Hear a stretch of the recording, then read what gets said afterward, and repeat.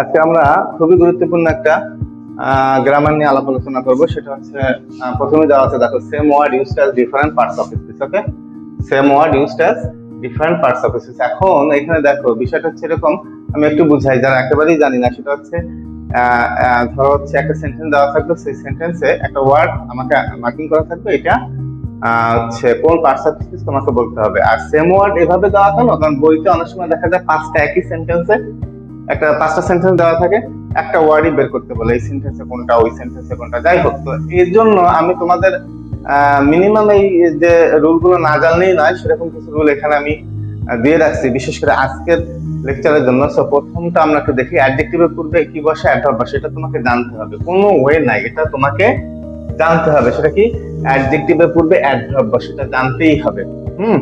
অ্যাডজেক্টিভের পূর্বে কি বসে, অ্যাডভার্ব বসে। নাম্বার 2, দুইটা ক্লজের মাঝে সংযোগ স্থাপন। দেখো সংযোগ, তাহলে ক্লজ।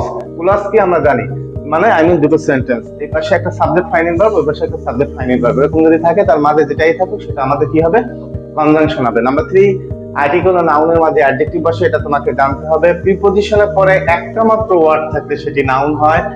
দেন হচ্ছে প্রিপজিশনের পরে নাউন প্রোনাউন না থাকলে সেটা অ্যাডভার্ব হয়। এটার বিষয়টা এরকম, ধরো আফটার একটা প্রিপজিশন আমরা জানি, তো আফটারকে প্রিপজিশন করতে গেলে অবশ্যই এর সামনে এখানটায় একটা নাউন ফ্রেজ অথবা একটা প্রোনাউন থাকতে হবে, আদারওয়াইজ যদি না থাকে সেটা অ্যাডভার্ব হয়। লাস্ট ওয়ান, নাউন ফ্রেজ, বোঝাই যাচ্ছে যে আর্টিকেল এবং নাউনের পূর্বে কি বসে, প্রিপজিশন বসে। তাহলে এই কয়টা যদি আমার মনে থাকে, তাহলে আমি কি কি জিনিস, মানে এটা দ্বারা আমার সলভ করা সম্ভব, সেগুলো আমরা এখন দেখবো।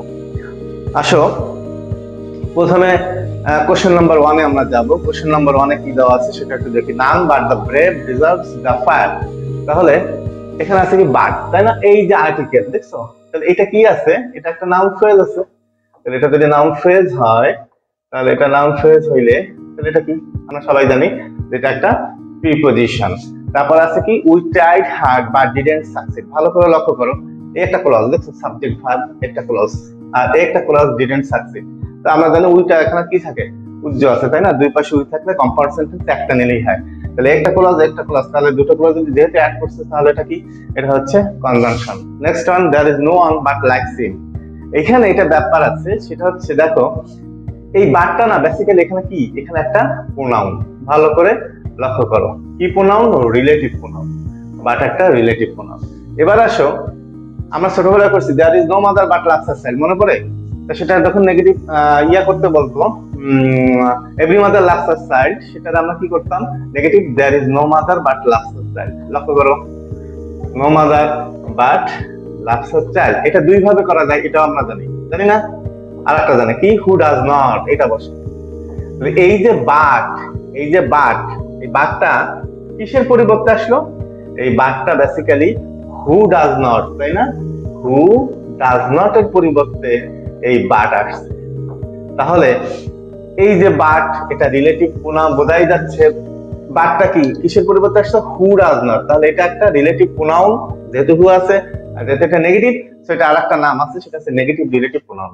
কি নেগেটিভ রিলেটিভ প্রোনাউন, এটা থেকে ম্যাটে কোশ্চেন আসছে। Next on, it is but right to admit, কি আছে, আওয়ার ফল্টস। এটা তো একেবারেই সোজা, it is but right to admit our faults. আমি বলছিলাম রাইটটা কি অ্যাডজেক্টিভ, অ্যাডজেক্টিভের পূর্বে কি বসে, অ্যাডভার্ব বসে। অ্যাডজেক্টিভ পূর্বে কি বসে, অ্যাডভার্ব বসে। এটা তো কনজাংশন ছিল আমাদের। এরপরটা আসো, বাট মি নো বাটস। তো বোঝাই যাচ্ছে, দেখো এটা হচ্ছে একটা ইম্পারেটিভ সেন্টেন্সের শুরুতে কি থাকে, ভার্ব থাকে। তাহলে এখানে বাটটা একটা ভার্ব। এবার পরীক্ষা হলে এখানে না থাকে, এই বাটের নিচে আসতে পারে যে এই বাটটা কি। তাহলে তোমরা মাথায় রাখবা, নো হচ্ছে অ্যাডজেক্টিভ।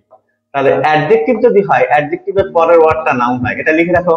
অ্যাডজেক্টিভের পরের ওয়ার্ডটা কি হয়, নাউন, বা নাউনের পূর্বের পার্টস অফ স্পিচ অ্যাডজেক্টিভ হয়। তাহলে এটা চোখ বন্ধ করে আমরা বলে দিতে পারি এই বাটটা এখানে নাউন। তাহলে এই পাঁচটা ক্লিয়ার। এবার আমরা নেক্সট একটা স্লাইড দেখবো, সেটাই দেখো। প্রথমে কি দেওয়া আছে, আওয়ার ব্লেজিংস কাম ফ্রম অ্যাবভ। তো দেখো আমি বলছিলাম এরকম যে প্রিপজিশন, এটা কি প্রিপজিশনের পরে একটা ওয়ার্ড থাকলে সেটা যেন কি হয়, সেটা হয় হচ্ছে নাউন। তাহলে এখানে অ্যাবভটা কি, নাউন, প্রিপজিশনের পরে একটা word. Next on, the heavens are above. তো আমি আরেকটা কথা বলছি, দেখো দেওয়া আছে যে এই ওয়ার্ডগুলো সাধারণত প্রিপজিশন হিসেবে বসে সেন্টেন্সে, তাই না? প্রিপজিশন হিসেবে বসে।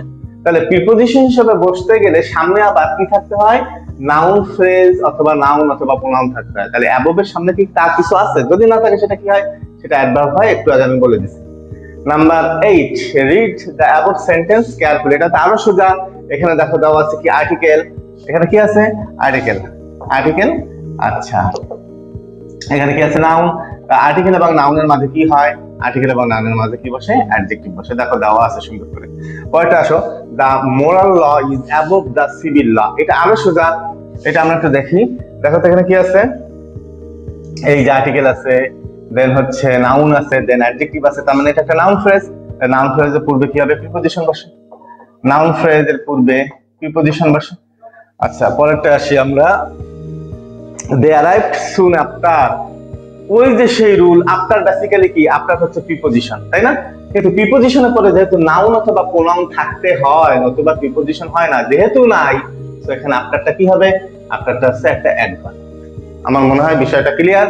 তো তোমরা এইভাবে আরো কিছু রুল আছে, নেক্সট আরেকটা এটার উপরে যদি আমরা আরেকটা ক্লাস নিই, তখন সেই বাকি রুলগুলো দিয়ে দিলে আই মিন আমি আমার ধারণা যে টোটাল সব ক্লিয়ার হয়ে যাবে। তো আজকে এই পর্যন্ত, thank you so much, best of.